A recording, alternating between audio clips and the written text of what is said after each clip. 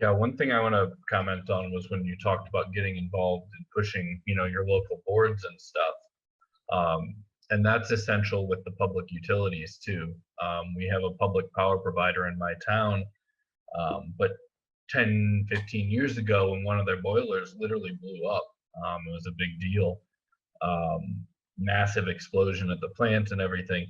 The renewable energy wasn't on the table for the board. They just built a new boiler immediately.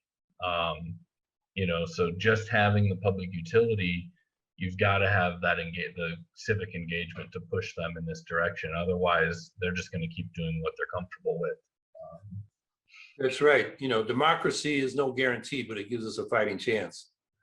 And you can have public utilities that are more or less democratic. The best public energy system model I've seen came out of the 1970s when we were dealing with the Arab oil boycott and the spike in gasoline prices and high inflation. And it came from Lee Webb, who came out of SDS. He was an early SDSer, and Jeff Foe, who's a progressive economist. I'm not sure what he's doing in the 60s. And they wrote this bill. It was for Vermont, but it got published in the Congressional Record. And what they provided for were public energy districts like municipal utilities that were elected by the local community and the utility workers. 2/3, the general public, 1/3 the workers. So they have a say, and their expertise was part of the board. And then they federated at the state level to coordinate statewide planning. So you have a bottom-up democratic planning system. A lot of these municipal utilities, their boards or their, executives are appointed by the mayor or the city council. So it's at one remove.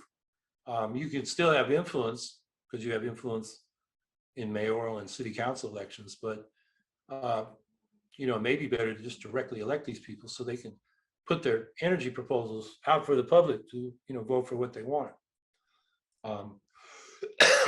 A contrary example is what the Sacramento Municipal Utility District did in the, I think it was late 1970s or early 1980s. They had built a nuclear power plant called Rancho Seco. And then they decided they wanted to shut it down and go renewable. And they did, even though they invested all that money and owed all that money on the nuke. That's because the people had the power.